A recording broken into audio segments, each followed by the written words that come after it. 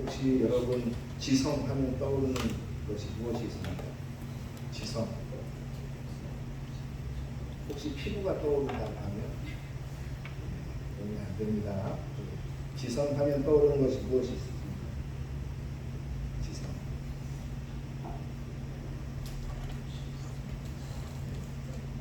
지성하면 저는 피부보다도 대학교가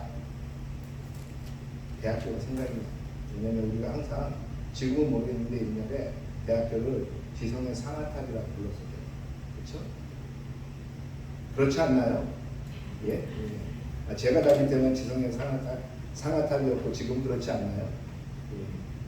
그리고 또 한 가지 생각나는 건 지성 그러면 생각나는 사람이 한 명 있는데 이어령 씨예요. 이어령 씨.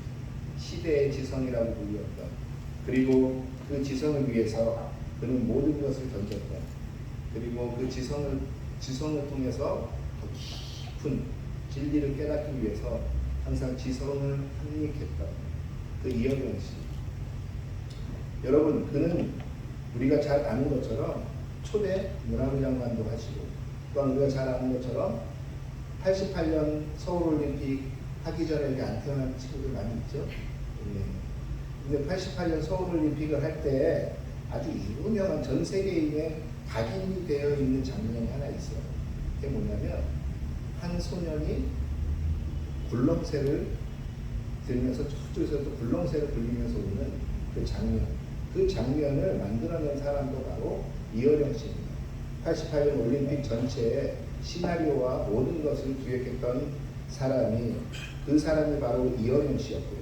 그런데 그가 원래 지성이라는 것을 탐닉하다 보니까 어떠한 이야기들을 많이 했냐면 예수는 허구다, 잘못됐다.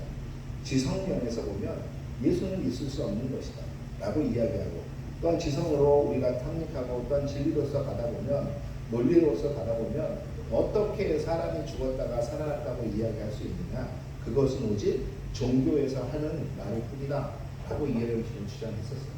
또한 교회의 비리, 또한 비리라기보다 교회의 나쁜 점들, 교회에서 사람들이 잘 하지 못하는 그 교회 문제점들을 조목조목 밝혀내면서 어찌 보면 교회와는 굉장히 배치되는 사람, 그 사람이 바로 이어령 씨였을 것입니다. 지성이라는 것으로 그는 영성에 도전하였고, 또한 그 영성은 지성에서, 지성이 영성은 허구이고 지성만이 온전한 것이다 라고 주장했던 사람이에요. 그런 그가 73세 고령의 나이에 그가 일본에서 우리가 이미 돌아가신 온누리교회 하윤조 목사님에게 세례를 받습니다. 그의 딸이었던 그 이민아 목사가 죽으면서 마지막까지 했던 이야기, 아버지 하나님 살아계세요. 아버지 꼭 교회 가셨으면 좋겠어요. 나는 그 마지막까지 암투병을 하면서도 아버지의 회심을 위해서 기도했던 그 딸, 자신이 가장 사랑했던 그 딸이 죽어가는 모습을 보면서 그때 그게 결심을 하게 됩니다. 도대체 예수가, 도대체 기독교가 무엇이길래 저 딸이 죽어가면서도 나에게 저 이야기를 하면 내가 꼭 교회 가기를, 꼭 그리스도인이 되기를 그렇게 소망을 할까? 라는 생각을 가지고 그가 드디어 교회에 눈에 발을 들여놓기 시작합니다.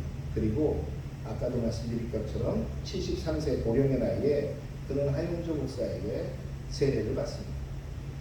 그가 세례를 받고 그가 기독교인으로서 살았던 것은 그가 89세라는 나이에 돌아가셨어요. 그러니까 기독교인으로서는 16년 정도를 살다 갔습니다. 그의 딸 이민아 목사는 암으로 죽었어요. 그 이어령 씨도 암으로 죽게 됩니다. 그러나 그가 암이라는 걸 알았을 때 그는 모든 암에 대한 연명치료를 거부하기 시작했어요. 그리고 그는 암도 하나님이 나에게 주신 것이다 라고 하면서 암과 동행하며 살아가는 삶을 그는 택했습니다. 우리가 잘 아는 것처럼 그는 지성에서 영성으로라는 책을 집필하면서 자신의 지성이 얼마나 허무한 것이었는지를 그 지성에서 영성으로라는 책에서 그는 집필하게 됩니다. 그리고 그는 마지막에 이렇게 이야기합니다. 용서하소서, 더는 걱정하지 마옵소서. 그냥 당신의 얇은 손을 잡고 내 몇 방울의 차가운 눈물을 뿌리게 하소서. 나는 예수님의 먼지 묻은 옷 끝자락이라도 잡고 싶습니다. 그가 지성으로 세상을 보기를 원했지만 그는 나중에 영성으로 그의 삶을 마무리하게 됩니다. 그러면서 그가 한 유명한 마지막에 한 말이 있습니다. 그것은 무엇이냐면 바로 이것입니다.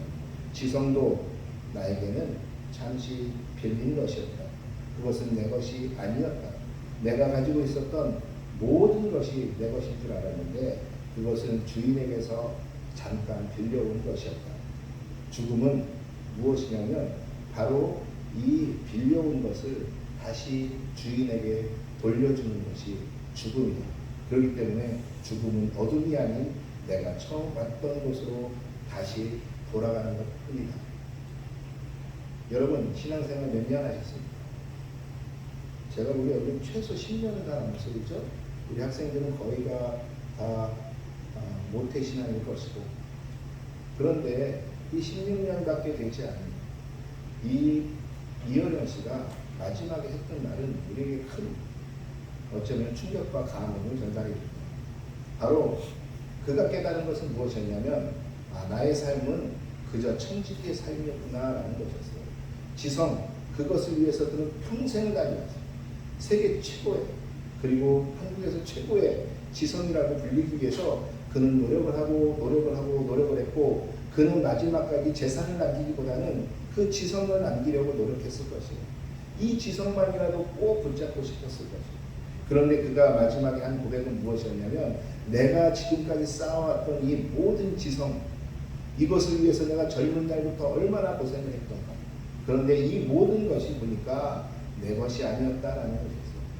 이것마저도 주인의 것이라는 거죠. 요 하나만이라도 내 것으로 삼고 싶었던 이것마저도 주인의 것이었고, 내가 이제 죽는 것은 이 주인의 것을 내가 그분의 손에 다시 돌려드린, 이 땅에 와서 그 주인의 것을 빌려서 그 주인의 원하는 것을 내가 이루어드렸는지 이루어드리지 못했는지, 이것이 중요한 것이지 보니까 이 다른 모든 것은 중요한 것이 아니다 라는 것을 깨우치는 것이에요. 여러분, 이것이 바로 청지기의 삶입니다. 청지기의 삶이 무엇입니까? 내가 가지고 있는 재산, 내가 가지고 있는 지식, 내가 가지고 있는 자녀들, 내가 가지고 있는 부모님들, 나의 가족들, 이 모든 것이 내 것인 줄 알았는데 이것이 내 것이 아니고 다 주님의 것이었습니다 라는 고백을 하는 것이 청지기의 삶이라고 우리는 이야기하며, 바로 이 청지기의 삶이 진정한 그리스도인의 삶이라고 이야기할 것입니다. 그리고 마지막에 이 청지기의 삶으로 마무리를 하면서 사람들에게 이야기하는 것이에요. 야, 너 그거 알아? 다른 것이 아니라 너가 가지고 있는 모든 것은 원래 주인이 있어 라고 얘기해 주는 것이에요. 원래 주인이 있고 그 주인의 대신해서 네가 사용할 뿐이야. 어차피 너는 그 어떤 것도 가져가지 못해. 네가 가지고 있는 지식도, 네가 가지고 있는 재물도, 네가 가지고 있는 그 어떤 권한과 권력도 너는 가져가지 못해. 마지막 때에 그 죽음의 앞에 서게 되면 너는 깜깜한 어둠밖에 보지 못할 것이야. 그런데 그 깜깜한 어둠이 아니라 네가 진정으로 그곳에서 빛을 보고 싶다면 네가 지금까지 살아온 삶을 보면서 네가 무엇을 위해서 달려갔었는지, 그리고 지금 네가 무엇을 깨달으며 무엇을 위해서 살아가고 있는지 그것을 다시 봐봐 라고 이야기하는 것이 어쩌면 이어령 씨의 마지막 이야기일 것이에요. 이어령 씨가 79세에 그가 세례를 받고 그가 남은 인생을 무엇으로 살았는지 아십니까? 비록 79세면은 굉장히 노령의 나이 중에 노령의 나이예요.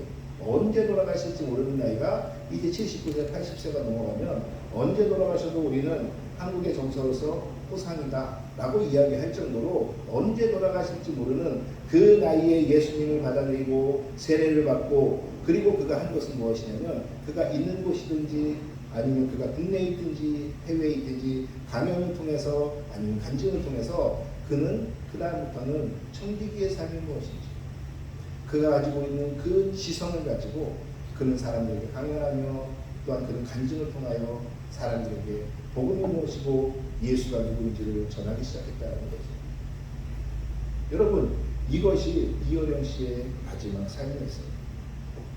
그리스도인의 청지기의 삶은 바로 이러한 것입니다. 내가 5년이 될지 10년이 될지는 모르지만 내가 진정으로 예수를 알고 하나님의 마음을 알고 내가 하나님의 뜻을 알았다면 그 다음부터는 이 내가 추구했던 모든 것들이 나의 뜻이 아니고 또한 추구했던 모든 가지려고 했던 것들이 나의 것이 아니라는 것을 깨달아가는 것이에요. 여러분, 우리가 죽으면서까지 이게 여담이지만 진짜인지는 모르겠어요. 그런데 예전에 쌍용그룹을 창업했던 그 회장님이 돌아가실 때 마지막까지 외쳤던 한마디가 내 손에 뭐를 달라? 수표를 지어달라. 여러분, 그렇지만 그거 어차피 못 가지고요. 그냥 썩는 종이가 될 뿐이에요. 과연 우리가 죽음 앞에 섰을 때, 내가 죽음 앞에서 이제 곧 하나님을 만난다라고 생각할 때 과연 우리에게 의미 있는 것은 무엇이냐라는 거죠. 오늘 바울이 그거에 대해서 지금 이야기하고 있는 것입니다. 여러분, 바울이 지금 상황이 어떤 상황인지 아세요? 이 디모데후서는 아마도 바울이 가장 마지막에 쓴 그의 편지일 것이다 라고 신학자들은 이야기합니다. 이때가 언제냐면 바울이 로마 감옥에 갇혔다가 잠시 풀렸다가 다시 2차로 로마 감옥에 갇혔을 때예요. 그는 2차로 로마 감옥에 갇혔는데 오늘 보니까 이제 그가 달려갈 길을 다 간 것을 이미 그는 깨닫고 또한 보고 있어요. 다시 말하면 이제 자신이 죽는다는 것을 알고 있어요.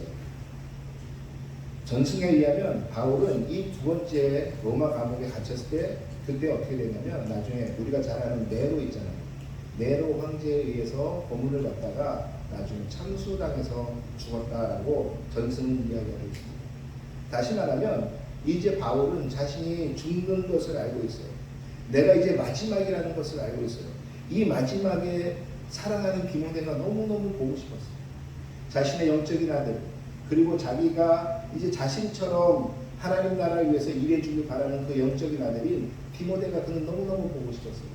그래서 디모데전서나 디모데후서, 이제 보면 디모데후서 우리가 오늘 읽은 뒷부분에는 너는 오려면 속히 오라라고 이야기해요. 왜? 내가 이제 언제 죽을지 몰라. 내가 마지막에 그래도 너 얼굴 한 번 더 보고 싶어 라고 하면서 이 편지를 지금 보내고 있어요. 이 편지를 쓸 때 얼마나 구구절절하겠어요. 마지막까지 그가 디모데에게, 사랑하는 디모데에게 내가 지금까지 살아왔고 내가 꼭 너에게 강구하고 싶은 것이 무엇인지, 이 편지가 지금 4장의 마지막이거든요. 이 말미에 무엇을 쓰고 싶었을까요? 그가 오늘 디모데에게 당부하는 것은 다른 것이 아닙니다. 오늘 2절에 보니까 뭐라고 얘기해요? 너는 말씀을 전파하라. 때를 얻든지 못 얻든지 항상 힘쓰라. 범사에 오래 참음과 가르침으로 경책하며 경계하며 권하라. 다시 말하면 무엇이냐면 너는 때와 장소를 가리지 말고 너는 복음을 전파하라. 때와 장소를 가리지 마라. 이 때가 왔는지, 복음을 전파할 때인지, 이 시간이 되는지 시간이 안 되는지 이런 거 가리지 말라는 것이에요. 네가 시간이 있으면 아니면 네가 어느 곳에 있든지 너는 이 복음을 전파하는데 부끄러워하지 말라는 것이에요. 어떤 일이 있어도 끝까지 참아내면서 복음을 전파하라고 해요. 그러면서 어떻게 전파하냐면 책망하기도 하고 경계하기도 하며 사람들에게 권면하면서 이 복음을 전파하라고 이야기합니다. 그러면서 또한 강조하는 것이 무엇이냐? 그렇게 너는 전도자의 직무를 다하라고 오늘 성경은 이야기합니다. 다시 말하면 네 가장 큰 사명은 무엇이냐면, 나의 가장 큰 사명은 무엇이었냐면 바로 이 복음을 전파하는 전도자의 삶이라는 것입니다. 부끄러워하지 말라는 거예요. 이 디모데후서에 보면은 많은 사람들이 복음을 부끄러워하고 많은 사람들이 나를 부끄러워해서 떠난 사람들이 있다라고 이야기합니다. 그러나 너는 이 복음을 부끄러워하지 말고 너는 나를 부끄러워하지 말라라고 이야기합니다. 바울이 어떤 사람이었습니까? 우리가 잘 아는 것처럼 그는 바리새인 중에 바리새인이었고 그는 그리고 학식에 능통한 사람이었어요. 그는 당시에 로마 시민권을 가진 사람이었고 얼마든지 유대인으로서 로마 시민권을 가진 사람으로서 그는 성공하려면 세상에서 성공의 법칙을 따를 수 있었던 사람이에요. 가말리엘이라는 당시에 유명한 스승이 그의 스승이었고 그는 얼마든지 성공할 수 있었던 사람이지만 그가 예수를 만나고 그가 예수를 깨닫고 그가 예수의 마음을 알고 그가 하나님의 마음을 알았을 때 그는 무엇을 했냐면 이 모든 것을 배설물로 여기고 그 다음부터 전도자의 삶을 살기 시작합니다. 이 전도자의 삶이 하나님의 삶으로 살아간다고 평탄하지 않았어요. 어떤 사람들은 욕했고, 어떤 사람들은 때렸고, 어떤 사람들은 바울은 거짓된 것을 전한다고 했고, 어떤 사람들은 바울의 가리키는 모든 것은 잘못된 것이라고 이야기했고, 심지어는 자기 동족에게 죽을 뻔하며 자기 가족들에게도 배척되고 심지어는 그리스도인들에게도 배척되는 그러한 삶. 그가 얼마나 많은 매를 맞았는지, 그가 얼마나 많은 죽을 고비를 얻었는지 우리가 잘 알지 않습니까?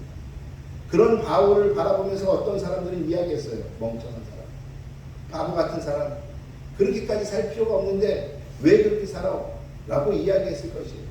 그러면서 그 바울을 보면서 나는 저렇게 살지, 저렇게 멍청하게 살지 말아야지, 저렇게 바보같이 살지 말아야지 라고 이야기하며 바울의 제자였던 사람들, 바울의 문화생으로 있었던 사람들도 바울을 떠나기 시작합니다. 바울을 부끄럽게 생각하기 시작해요. 왜 저 사람은 저렇게 외골수일까? 아유, 저 사람은 복음밖에는 몰라. 저 사람은 무슨 말을 해도 복음밖에는 이야기를 안 해. 왜 저렇게 좀 융통성이 없을까? 라는 이야기를 하면서 그 사람을 부끄러워하기 시작했어요. 심지어는 복음을 전할 때 이 사람들은, 어떤 사람들은 복음 전하는 것을 부끄러워했어요.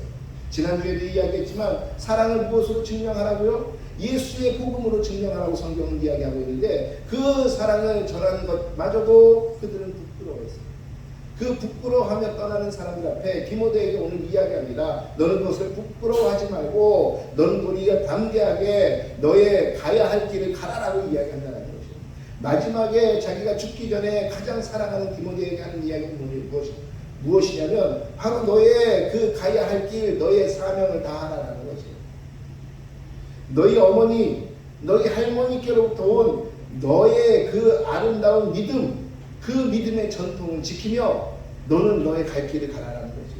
그러면서 담대하게 가서 너는 때를 얻든지 때를 못 얻든지 어느 곳에 있든지 복음을 전파하는 복음 전파자로 살아라, 복음 전도자로 살아라 라고 오늘 바울이 이야기한다는 것이에요. 그러면서 한 가지 더 강구하며 이야기하는 것은 무엇이냐면 나에게 의의 면류관이 예비되어 있듯이 그 길을 달려가는 너에게도 의의 면류관이 하나님께서 예비하신다라는 것이에요. 예비하십니다. 그는 마지막으로, 지금 바울은 마지막으로 자기가 살아가면서 마지막으로 내가 해야 될 것이 무엇인가라는 것을 지금 돌아보았어요. 그러면서 마지막으로 해야 할 것을 그는 깨달았어요.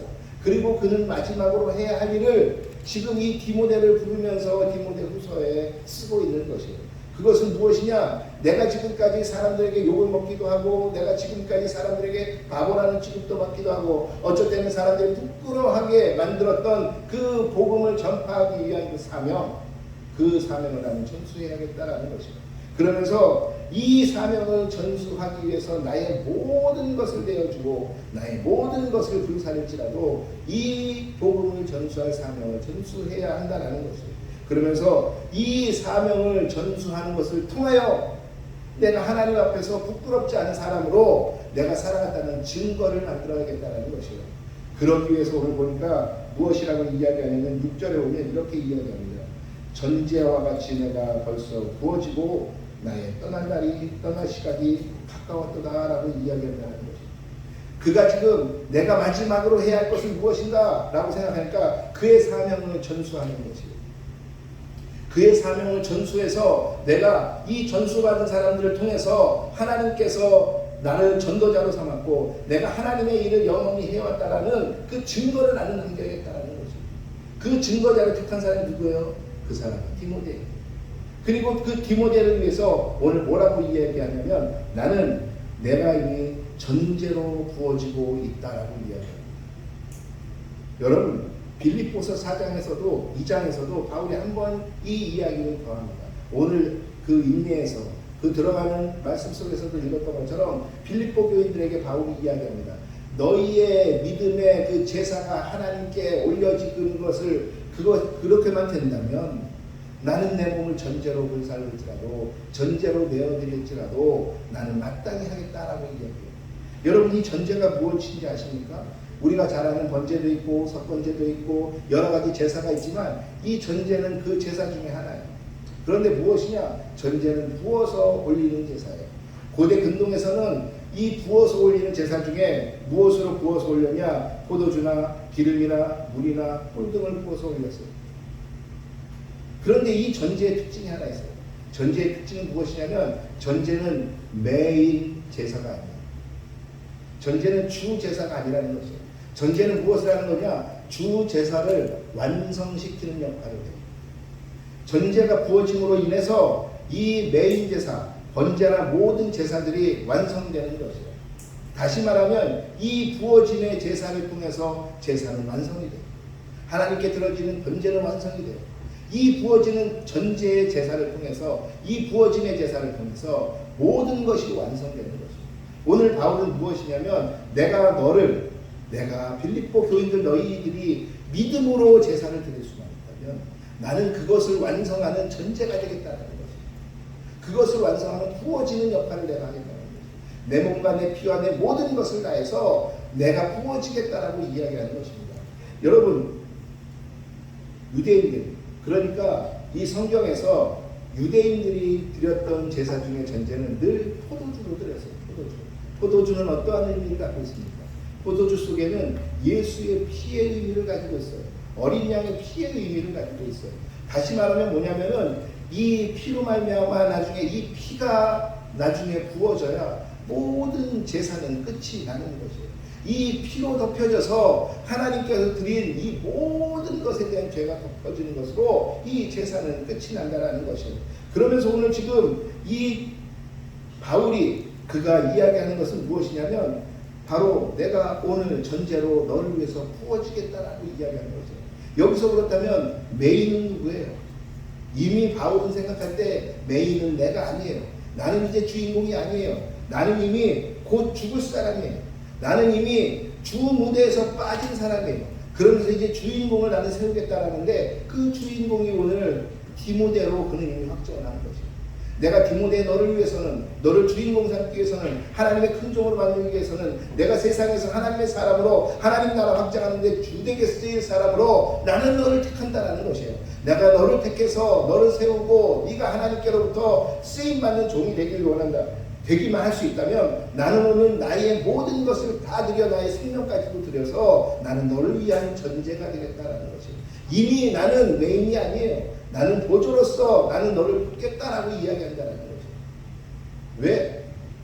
나의 사명의 완성은 바로 이 복음 전도의 사명을 전수하는 것으로 끝나기 때문에 그렇습니다.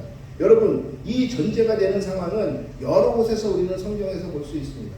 우리가 잘 아는 것처럼 엘리야와 엘리사의 관계가 어떻습니까? 하나님께서 엘리야에게 모든 것을 다 이루신 다음에 이제 마지막으로 엘리사를 찾아가라고 이야기합니다. 하나님 앞에서 기도하고 있었던 엘리사, 아무런 능력도 없었던 엘리사, 그 엘리사를 찾아가 그를 부르라고 이야기하고 그에게 뭘 하라고 이야기하죠? 기름 부으라고 이야기합니다. 그 기름을 붓고 그가 이제 나중에 그 겉옷을 그에게 주며 그는 이제 하늘나라로 올라가게 되죠.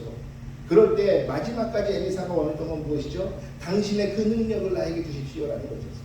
당신의 그 능력, 당신이 하나님께서 주신 그 능력을 나에게 주십시오라는 것이었어요. 여러분, 엘리야가 그건 네가 알아서 하나님께 받아라 라고 이야기하지 않았습니까? 하지 않았습니다. 그는 자신이 할 수 있으면 그 능력까지도 다 엘리야에게 부어주기를 원했어요. 그것을 통해서 엘리야와 엘리사는 계속적으로 그 사역이 이어가기 시작했어요. 하나님 이스라엘 나라에서 그 이대 민족에게 하나님의 선지자로서 하나님의 말씀을 전하는 자로서 하나님의 등불이 되는 자로서 계속적으로 꺼지지 않는 등불이 켜질 수 있도록 엘리야는 전제가 되고 엘리사는 그 전제의 부음을 받은, 그래서 하나님의 나라에 쓰임을 받는 종이 됐다는 것이에요. 여러분, 세례 요한이 어떻습니까?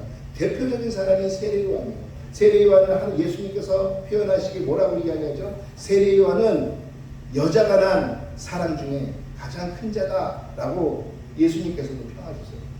그렇게 큰 자, 어찌 보면 예수님의 표현대로 하면 사도 바울보다도 더 큰 자예요, 세례 요한. 그런데 이 세례 요한은 철저하게 자신이 무엇을 해야 되는지 알고 있었어요. 세례 요한은 한 번도 내가 주인공으로 나서려고 하지 않았어요. 세례 요한은 내가 그 오시는 주의 길을 예비하는 역할을 하는, 그저 나는 전제로 부어질 뿐이고 그 전제로 부어지는 그 메인 디쉬는 이제 곧 오실 것이다라는 것을 세상 사람들에게 알리는 것으로 그의 사역을 마무리했어요. 그가 뭐라고 이야기합니까? 그는 요한복음 3장 30절에서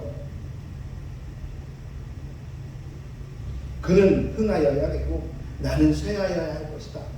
그는 흥하여야 되고 나는 쇠하여야 한다. 세상에 어떤 사람이 나는 쇠하여야 되고 저 사람이 흥하는 사람이 되어야 된다고 이야기할 수 있는 사람이 얼마나 있겠습니까?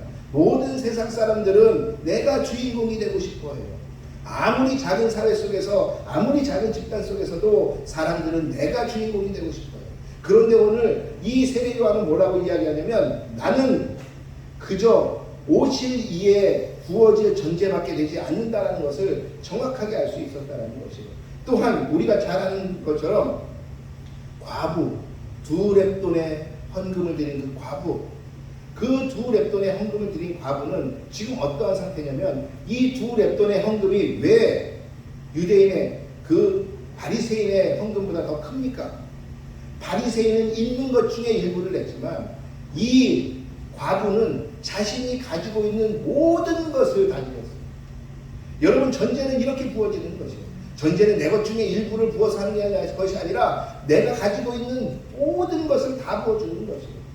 다시 말하면 내가 전수하기 위해서 나의 모든 것을 다 내어주는 것이에요. 그런데 이 과부가 어떻게 해요? 내가 가진 모든 것을, 무엇을 위해서? 하나님 나라를 위해서 그 과부는 그것을, 모든 것을 다 부어버립니다. 다 부어버리고 그 과부는 뒤를 보지 않아요. 오직 하나 보는 것은 무엇이냐면, 하나님, 이것을 통하여 저를 불쌍히 여겨주십시오. 이거 하나였어요. 하나님, 내가 가진 모든 것, 비록 적은 것이지만 내가 가진 모든 것을 하나님께 부어드립니다. 하나님, 당신의 나라가 메인이라면 나는 나의 가진 모든 것을 전제로 당신에게 드릴 테니 주님, 저를 불쌍히 여겨주십시오. 오직 이거 하나였어요. 그때 예수님의 평이 무엇이었습니까? 저 과부의 저 2렙돈밖에 안 되는 저 헌금을 하나님은 받으셨다라고 이야기하지 않습니다. 여러분, 전제로 부어지는 것은 성경에서 여러 가지로 나옵니다. 그 중에 대표적인 분이 누구십니까? 바로 우리 예수님이 전제로 부어드립니다. 예수님께서 뭐라고 이야기하세요? 요한복음 12장 24절에 보면, 내가 진실로 진실로 너희에게 이르노니 한 알의 밀알이 땅에 떨어져 죽지 아니하면 하나님 그대로 있고 죽으면 많은 열매를 맺느니라. 예수님께서는 그분이 주인공으로 오시기도 했지만 그분은 또한 다른 주인공들을 세우기 원하셨어요. 누구? 이 세상에서 예수님의 사역이 끝난 이후에 계속적으로 그 사역이 이어나갈 수 있게 하는 그분의 주인공들, 바로 그 제자들. 이 제자들을 위해서, 또한 나중에 드려질 그분의 사람들을 위해서 그분은 얼마든지 자신의 피로 전제로 드려질 그러한 각오를 하셨다는 것이에요. 여러분, 예수님께서 무엇을 했어요? 물과 피뿐만이 아니라 그가 쏟으실 수 있는 모든 것은 다 쏟고 이 땅에서 돌아가셨어요. 그가 그것을 쏟으심으로 말미암아 이사야는 뭐라고? 그가 찔림으로 우리는 나음을 입었다라고 고백을 하고 있지 않습니까? 바로 그런 것처럼, 그 이사야의 고백처럼 예수님께서는 물과 피와 자기의 몸과 모든 것을 다 내어드림으로 누구를 주인공으로 만들었다? 그의 제자들과 그 이후에 올 복음 전파자들, 그 이후에 올 예수를 믿고 하나님과 관계한 모든 사람들을 위해서 예수님은 전제로 드려졌다는 거죠. 그래서 예수님은 사역의 시작이면서 사역의 끝을 맺으시는 거예요. 그래서 예수님은 제사의 시작이면서 제사의 완성을 하시는 분, 바로 그분이 우리 주님이라는 것이에요. 오늘 바울이 다시 한번 이야기하면서 이야기합니다. 나는 전제로 드려지고 이미 부어지고 있다. 너를 위해서 나는 이미 부어지고 있대요. 나는 이미 너를 위해서 내 모든 것을 가질 각오가 되어 있고, 이미 이 전제로 드려지는 나의 이 전제로 드려지는 나를 통해서 하나님은 너를 이미 완성해 가고 있다라고 바울은 선포하고 있는 것입니다. 여러분, 지금까지 1월 첫 주서부터 오늘 1월 마지막 주까지 계속적으로 복을 나누는 삶 시리즈로 말씀을 올려드렸습니다. 처음에는 헌신의 삶, 그것은 복을 나누는 삶으로 끝나야 한다는 거예요. 우리 그리스도인들의 마지막은 무엇이냐면 성숙하여 헌신한 자로 나가는 것이라고 했습니다. 그런데 이 헌신은 무엇으로 하는 것이냐? 그냥 헌신이 내가 다른 사람을 위해서 헌신하겠습니다, 이런 것이 아니라 바로 하나님 나라를 위해서 복음 전파하는 것으로, 제자 만드는 것으로 헌신하는 것이라고 말씀드렸습니다.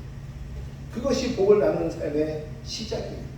여러분, 그러면서 복을 나누는 삶은 무엇이라고 말씀드렸습니다. 다른 것이 아니라 곳곳에 나아가 제단을 쌓는 것이에요. 제단을 쌓는 것.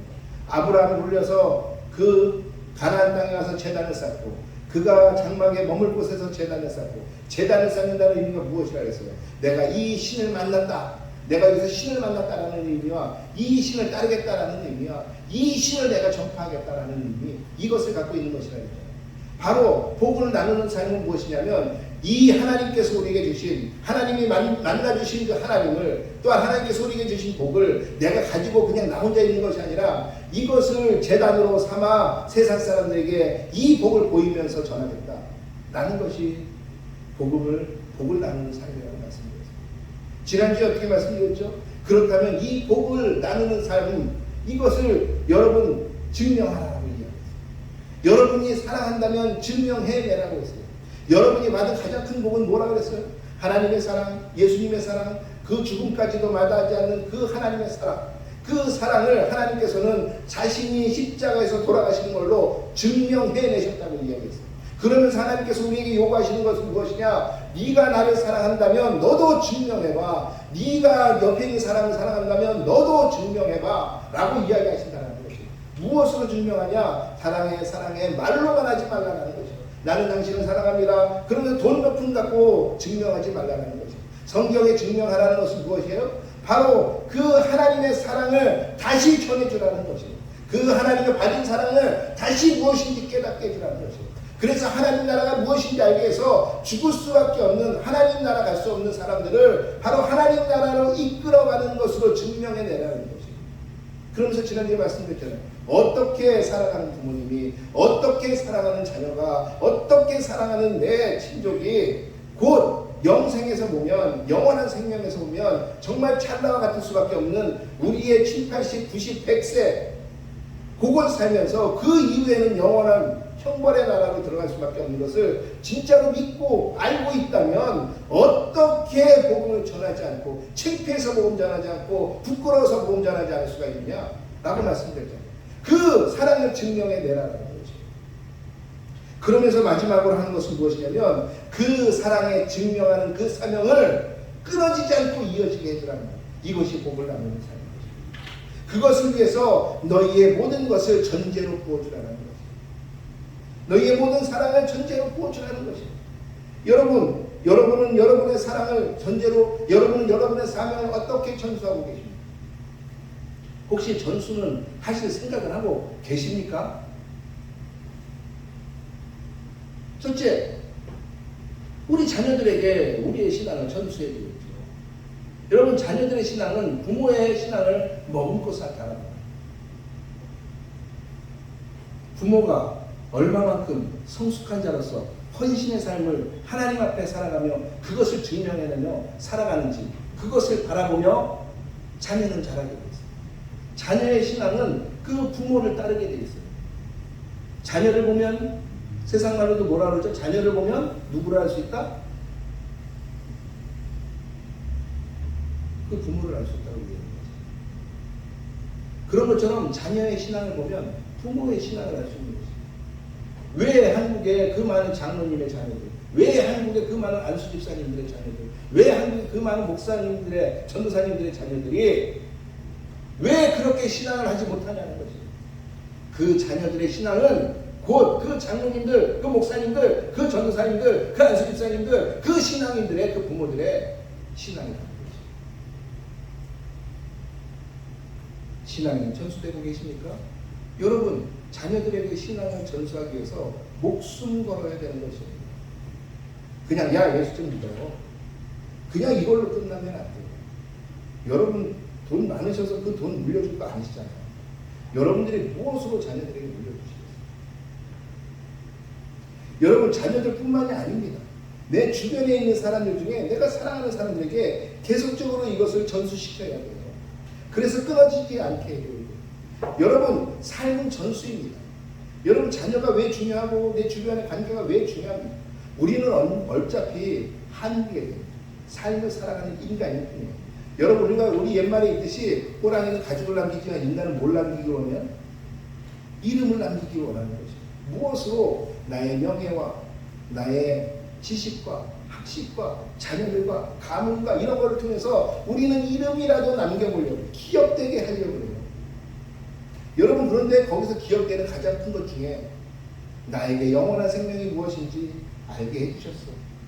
나에게 영원한 생명이 무엇인지 그것을 나에게 전해줬어. 그리고 그 영원한 생명을 나누는 것을 부지런히 때를 얻든지 못 얻든지 하라고 말씀하셨어. 여러분, 이거보다 더 큰 명령이 있어요. 영원한 생명 속에 들어가는 것을 그들이 깨닫고 다시 하나님 나라에서 영원한 생명을 전해주는 삶을 살아간다면 여러분, 이것보다 더 명예로운 일이 없겠어요. 그러한 삶을 우리는 무엇이라 이야기하냐면 복을 나누는 삶이라고 이야기해요. 오늘 바울은 이야기합니다. 내가 이제 이 모든 것, 디모데 너를 위해서라면 내가 너를 나보다 더한 하나님의 일꾼으로 만들 수만 있다면 나는 이미 내 몸을 부어드리는 전제의 제사로 나는 삼아 내 모든 피와 내 모든 뼈와 모든 것을 부어드릴지라도 나는 부끄럽지 않고 그것으로 나는 나의 사역을 마치려고 한다라는 것입니다. 그러면서 나오는 것이 바로 이것입니다. 그러면서 나는 선한 싸움을 다 싸웠고 이제 달려갈 길도 다 맞고 믿음도 지켰으니 나에게 무엇이 남았다? 이 전제로 부어지고 나서 이제 나에게 남은 것은 그 하나님께서 그분께서 나에게 주신 의의 면류관을 나는 기대하고 있다라고 이야기합니다. 여러분, 복을 나누는 삶을 사시길 주의 이름으로 축원하겠습니다. 여러분, 복을 나누는 삶, 정말 생명을 나누는 삶을 함께하세요. 아이들에게, 아니면 가족들에게, 아니면 정말 내가 사랑하는 사람들에게 돈 잘 버는 거 가르쳐주는 거, 그것보다 더 중요한 것은 어떻게 영생하여 살아가며 행복으로 갈 수 있는 그 지름길을 알려주는 게 더 중요한 것입니다. 지금도 아이들을 위해서 계속 기도하는 가장 큰 것은 무엇이냐면, 주님, 제가 알고 느끼고 이 감격해 하는 것을 우리 아이들이 그대로 그 마음에 갖게 해주십시오. 라는 거죠. 그리고 그 아이들이 뭐 행복하게 잘 살고 잘 먹고 잘 살고 그것은 나중 일입니다. 주님께서 이끌어. 그러나 제 마음속에 이 말씀을 준비하면서까지도 이 감격해하는 이 마음이 우리 아이들에게 그대로 전수되게 해주십시오. 우리 아이들뿐만이겠습니까? 혹시 내가 주님을 알아 이 마음이 있다면 그것이 우리 사랑하는 디사이플의 모든 공동체, 우리 멤버들에게도 그대로 전수되기로 합니다. 지금 이 설교를 하면서 스스로에게 하나님 정말 가슴 벅참이다 라고 느끼고 있는 이 가슴 벅참이 여러분들의 마음에 그대로 전해지기를 합니다. 이것이 복을 나누는 삶입니다. 이것이 생명을 나누는 삶입니다. 그러한 삶을 살아가시면 저와 여러분들을 주의 이름으로 축원하겠습니다. 축원하겠습니다. 축원하겠습니다. 그래서 세상에서 그 어떤 사람도 우리 디사이플의 성도들을 만나면 내가 당신 때문에 언제가 당신 때문에 내가 생명이 뭔지를 알게 되었어요 라는 고백을 듣고 당신 때문에 이 생명 나누는 것을 내가 지금 동참하고 있어요 라는 그러한 고백을 들으시는 우리 디사이플의 모든 공동체, 우리 사랑하는 성도들에게를 주의 이름으로 축원하겠습니다. 우리 함께 이 시간에 좀 기도했습니다.